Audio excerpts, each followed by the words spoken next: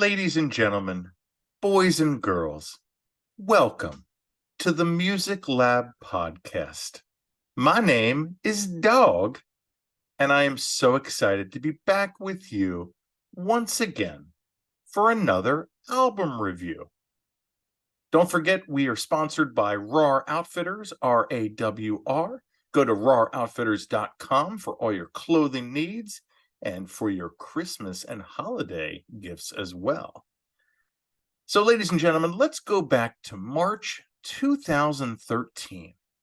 And Dogg and his friend Bowden are at the StubHub Showcase and amped up to see, for the first time, a band from Long Beach, California, which is my background, whose original members are Nathan Willett and Matt Most, who ironically are on the cover of their 10th full-length studio album, as a reminder of who they were and who they are presently, with a rotating cast of band members who have joined them. With their debut, Robbers and Cowards, 17 years old, they have amassed quite a catalog of hits and stayed relevant in an ever-difficult landscape. With this record, they worked with different producers and stepped out of their comfort zone with an album that sometimes sounds like Wham, The Pretenders, Peter Gabriel, and the Black Crowes. Ladies and gentlemen, let's dive into the self-titled 10th studio album. Our first track is Double Life. This song kicks off right away with a frenetic pace that the drums propel throughout with explosions of guitars. I love how it slows down and strips down toward the end, and a great choice to lead off this collection of songs. Nathan said, "We all lead dual lives to some extent, one that reflects our authentic selves and another that feels uncomfortable or out of place in our surroundings." The next song we've got is Run Away With Me, on a 12-track album that's a little over 37 minutes long. Run Away With Me, ladies and gentlemen, definitely a dancey 80s vibe, as the bass provides the funk and the slink, with some spaciness too. The chorus is poppy, and the harmonies are well placed. My favorite lyrics on this song: "This local girl slept on her dreams. What keeps her here? Old memories. The sky is red. Get off your feet. The time has come. Let's make believe." The next song is Stray.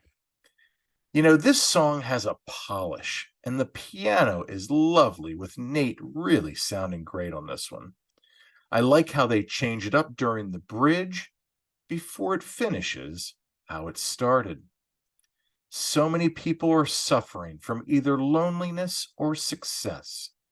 The closer we get to tragedy, the more I feel like I am truly blessed. One of my favorite lyrics off the whole album, right there on Stray. The next song I have, ladies and gentlemen, Toxic Mask. I love the production on this song, as Nate leads the charge in this 80s anthem with great bass playing and energy. This song will sound fantastic live, and I love the Coldplay kind of esque guitars as the wall of sound gushes over. Will you pretend? Will you surrender? The next song on the album, Another Name. The warmth in this song is unmatched, and what a ballad to add to their catalog. Nate's favorite song on the album, and Elton John would approve. He wrote this with Ethan Gruska after his last call with his therapist of 6 years. His introspection throughout the album might be most highlighted on this one, my friends. What a great song. The next song we've got is Blame, and this is the last song, if you were looking at it from a vinyl perspective, of side A. So we've got track 6, Blame. You know, it's such a fun song to hear, and another song I can't wait to hear live. Bruce Springsteen meets the Killers on this track, with the piano taking center stage. The verses are just as good as the chorus, as the song chugs along, until they give us a chance to catch our breath before they rev it up for the finish. My favorite lyrics on this song, fast forward today. I quit holding the door. I didn't notice a change. I was so immature. We're not playing a game, so why are you keeping the score? We've got kids of our own. We're not kids anymore. Like I said, we flip over the vinyl, track 7, side B. We get Empty Inside. This is one of the singles off the album. We get a funky number to kick off side B that uses a formula that we have heard with the boys before. Danceable with an easy sing-along chorus, and I love the bass during the bridge. Empty Inside is definitely repeated almost to the point where it's too repetitive, but I like how the song ends abruptly. The next song we've got, Brain Dead Megaphone. You know, I really like the throwback nostalgic feel this song gives off, with a little bit of Rolling Stones vibe. They get a little spacey during the bridge with a call and response until the song title starts a psychedelic wall of sound that finishes the song nicely. Then we move on to Sunday in the City. You know, I love the soulful and mature feel of this song, with a riff that singer-songwriter Raylan Baxter would love. Light and breezy throughout, and I love the brass that contributes, as well as the harmonies. The next song we have, For Your Love. You know, a song where everything is based off a wonderful riff that's played on the piano, and it creates the heartbeat for the song itself. And with a One Republic vibe to it, this seems like a direction the band takes that works. Nate says the song is about finding out their 4-year-old daughter is autistic. And lyrics that kind of go with that. My morning was miserable. I was dragged out of bed by these ungrateful animals. I dressed and I fed. They claw me and they bite me. They growl and they spit. Why they want to fight me when all I do is give. The next song, ladies and gentlemen, Betting on Us. This was the last song they wrote for the album. And you know, another ballad for Nate to shine vocally. And then we end with Starring Role. I really like how he sings in more of a quiet baritone over, I think, their hand claps as the song builds. An appropriate closing song as the song itself abruptly cuts off.